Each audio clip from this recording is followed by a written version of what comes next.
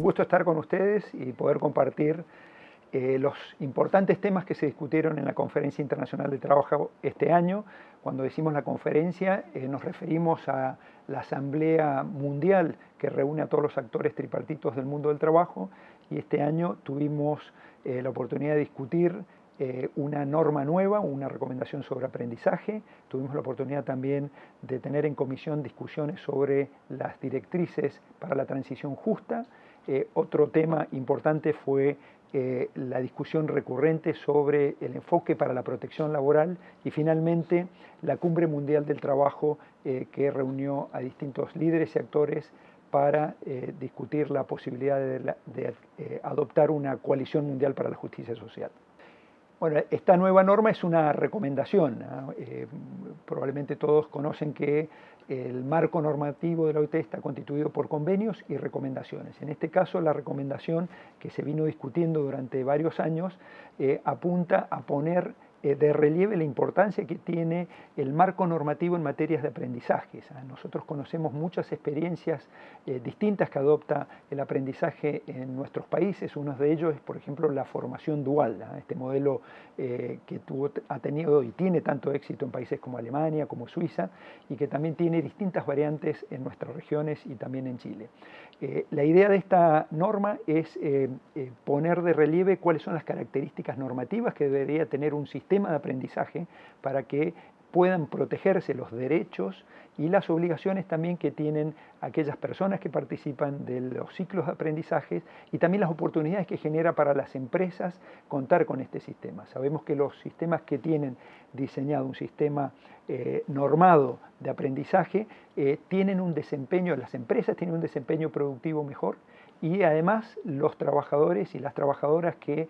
comienzan sus trayectorias laborales a través de estos sistemas tienen carreras laborales más virtuosas. Entonces esto fue una parte importante de las discusiones que tuvo esta nueva norma, esta nueva recomendación, que aspira a poder influir en cómo se regulan los sistemas de aprendizaje en todos los países a nivel mundial.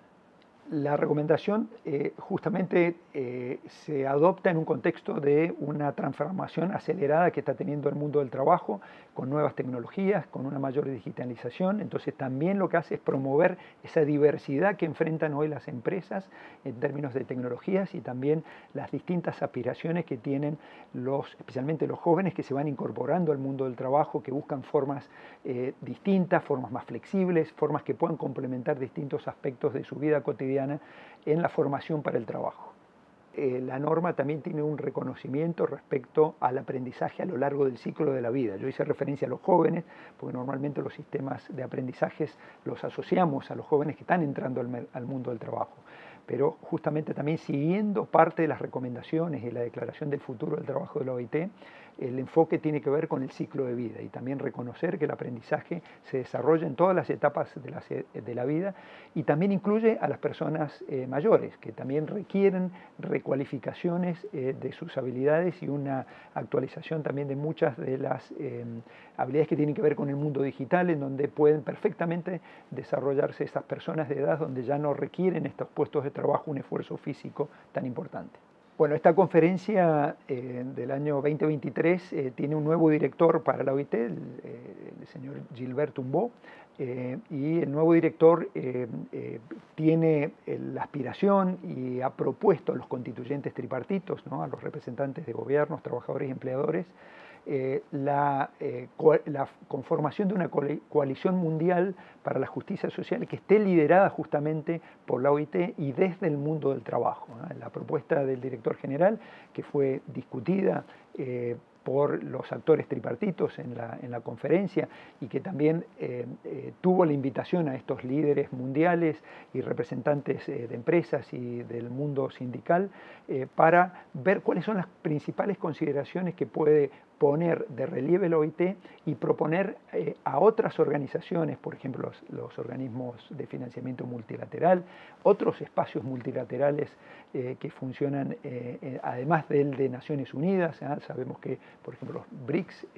tienen discusiones muy importantes, digamos, aquellos foros multilaterales que representan quizás más al mundo emergente, no tanto al mundo desarrollado. Entonces la idea es ir construyendo una visión de cuáles son los principales determinantes determinantes de las desigualdades en el mundo y que tienen implicancias para la justicia social, en el sentido que la justicia social es esa aspiración también universal para tener una igualdad en el acceso a los derechos y a las oportunidades que brinda el trabajo y el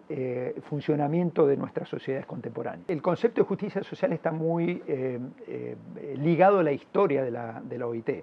Es un concepto que traemos desde la misma creación de la OIT y también ha tenido un impulso muy recientemente, si se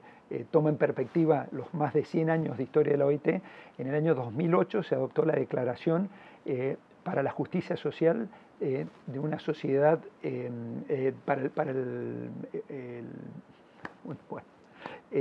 la Declaración para la Justicia Social ante la globalización, para una globalización justa. La Declaración de la OIT de la Justicia Social para una globalización, donde el director general Juan Somavía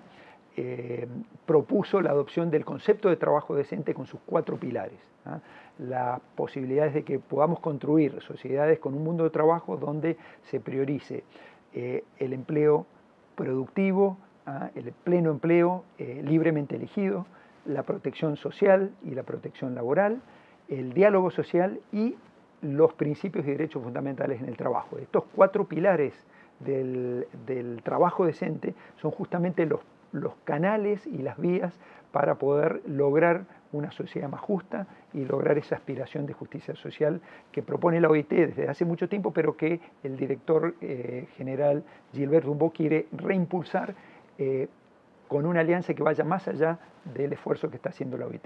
Bueno, la conferencia tiene lo que llamamos una discusión recurrente de los distintos pilares del trabajo decente. Este año justamente tocó uno de los pilares muy importantes que tiene que ver con la protección laboral. El informe que preparó la oficina, el secretariado técnico, para ser discutido entre los constituyentes tripartitos, tenía un enfoque donde aborda la mirada contemporánea en la protección laboral, atendiendo a las nuevas realidades que está teniendo el mundo del trabajo actual. Esto que han emergido nuevas formas de empleos, que hay discusiones sobre la suficiencia de los salarios, especialmente los salarios mínimos, la protección de los datos que están asociados al trabajo, a la vida del trabajador,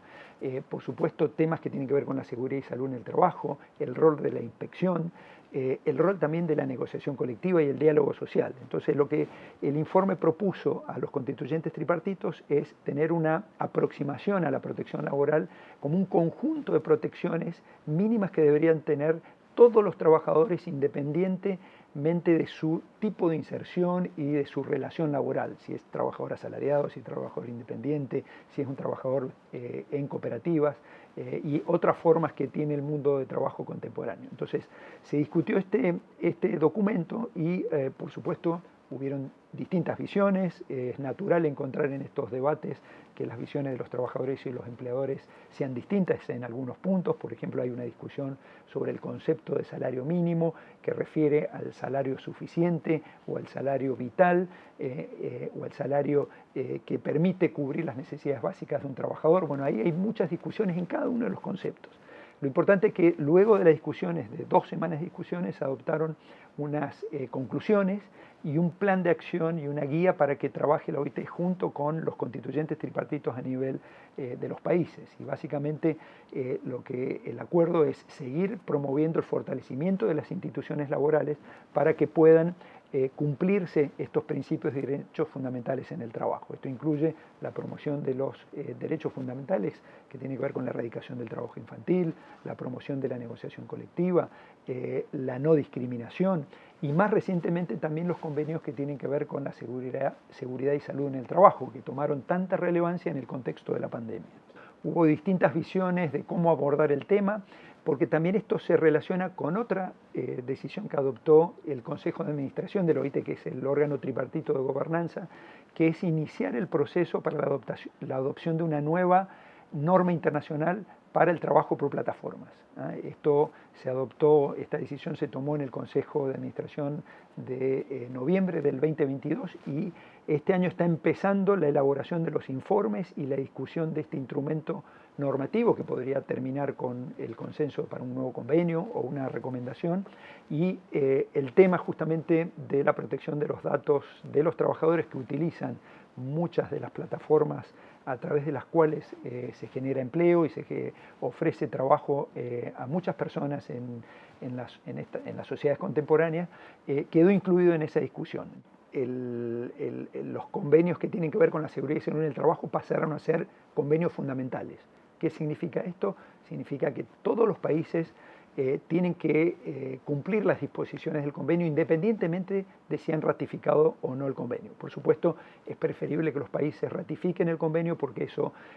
acerca un poco la discusión y permite una adecuación legislativa, por ejemplo, de los marcos promocionales de la seguridad y salud en el trabajo y las políticas que dan impulso también a la protección de la salud de los trabajadores, que está estrechamente relacionado también con la productividad de las empresas. O sea, que esto hay que ver los dos lados de la moneda, digamos, en el sentido que garantizar también esa mejor y mayor seguridad y salud en el trabajo también viene asociado con un mejor desempeño de las empresas y una mayor productividad y sostenibilidad en el tiempo. Ese es un tema. El otro tema tiene que ver con, para mencionar, tiene que ver con el rol que tienen estos convenios en el contexto de la post-pandemia, ¿no? Donde emergieron justamente con mucho más fuerza las dimensiones que tienen que ver con los riesgos psicosociales. Yo creo que ahí hay un consenso entre los actores del mundo del trabajo, que esto tiene que ser parte de las políticas de seguridad y salud en el trabajo, tiene que ser parte también de las estrategias de los sistemas de salud, pero particularmente de las políticas que permitan prevenir y después atender las consecuencias que tienen las enfermedades profesionales, en donde hay sectores y segmentos de la población donde los índices son muy grandes y ocasionan, desde el punto de vista del funcionamiento de la empresa, muchos problemas para su sostenibilidad y también desde el punto de vista social, desde el punto de vista colectivo, también una carga importante para la sociedad, que implica después destinar mucho más recursos para remediar todos estos problemas psicosociales que se originan en el trabajo. El concepto de transición justa parte en el año 2015 con la adopción de estas en la OIT. Es un concepto que viene en discusión y fue planteada por el mundo sindical muchos años antes, pero en la OIT en el año 2015 se adoptan unas directrices para la transición justa, que está ligado fundamentalmente con la forma en que producimos y consumimos, que tiene que ser mucho más sostenible desde el punto de vista ambiental, y que genere oportunidades de empleo, que genere también la posibilidad de que esos empleos no aumenten la desigualdad y no dejen a nadie atrás. Entonces, la discusión que hubo este año en la Conferencia Internacional del Trabajo fue revisar esas directrices que fueron adoptadas unos años atrás y poner en el contexto contemporáneo, en el contexto actual, una nueva mirada hacia los desafíos que implica esas directrices y el concepto de transición justa, en el sentido que también se ha acelerado el cambio climático, se ha acelerado la necesidad de tener políticas mucho más decisivas, mucho más efectivas, para poder acompañar estos procesos de transición justa. Entonces, el concepto de transición justa todavía en la OIT está circunscripto más al tema ambiental y al impacto que tiene la actividad productiva del hombre respecto al ambiente.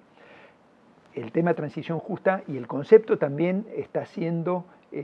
utilizado también por varios actores del mundo del trabajo, y por eso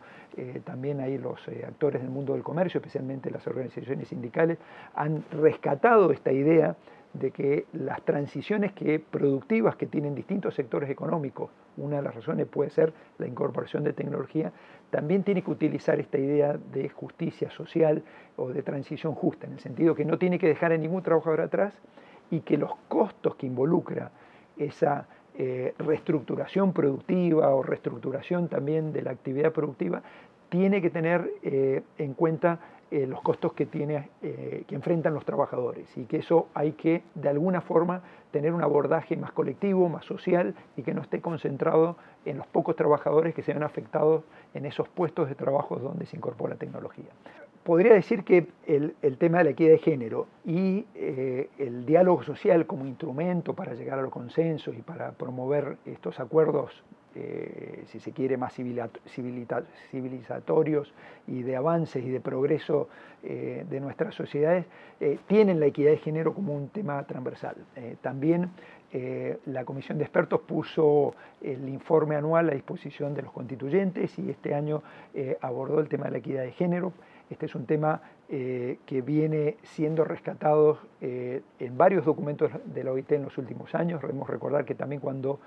la OIT en su centenario en el año 2019 adopta la Declaración para el Futuro del Trabajo, y el mismo trabajo que realizó la Comisión Mundial para el Futuro del Trabajo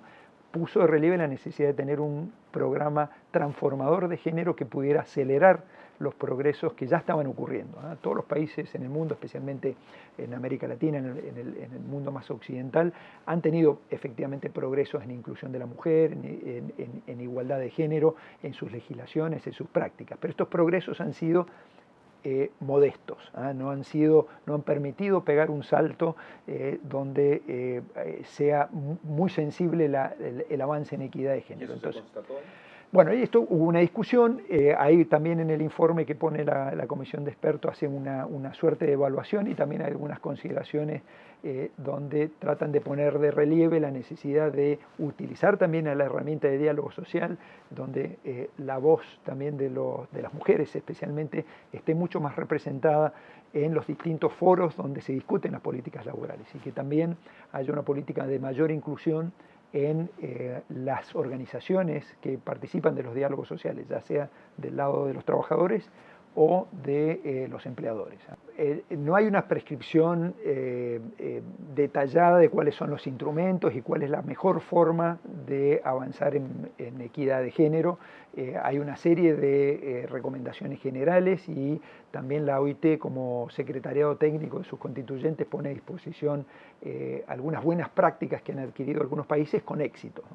En algunos países han funcionado las cuotas, en otros no han sido tan exitosos, en otras han sido políticas que tienen que ver con la educación, este tema justamente que conversábamos inicialmente de los sistemas de aprendizaje, ¿no? La posibilidad de facilitar un mejor acceso de las mujeres y de los grupos más vulnerables al aprendizaje para que puedan tener carreras laborales más virtuosas y que puedan evitar esa segregación ocupacional que hemos observado históricamente en el mundo del trabajo, la igualdad de remuneraciones. En ese sentido, la OIT promueve el estándar igual remuneración por igual valor del trabajo. Entonces tenemos que avanzar también en tener sistemas que nos permitan evaluar los puestos de trabajo y el valor que produce cada puesto del trabajo para poder también tener sistemas que ayuden a las empresas a mejorar sus sistemas de remuneraciones para poder compensar a hombres y mujeres de acuerdo al valor y a la contribución que hacen al desempeño de la empresa. Bueno, en el sitio del OIT, en el sitio de la conferencia, está gran parte de este material que hemos resumido en esta conversación. Los invito a poder revisar parte de las conclusiones. También hay información muy interesante de los países que ratificaron los últimos convenios a nivel global. Hay 13 países que hicieron el depósito de los convenios. La mayoría tienen que ver con el convenio 190. Ustedes saben que también Chile fue uno de los países que hizo la ratificación y el depósito del convenio. Esto implica que dentro de un año ya el Estado va a estar obligado para dar cumplimiento y seguimiento a este convenio tan importante que tiene que ver con el acoso y la violencia en el mundo del trabajo, y la invitación es que para que trabajemos conjuntamente organizaciones sindicales, las organizaciones de empleadores y las empresas para poder liberar el mundo de las situaciones de acoso y de violencia en el mundo del trabajo, porque esto en definitiva es lo que le va a dar sostenibilidad a las empresas, a las actividades productivas y en definitiva también tener un progreso como sociedad.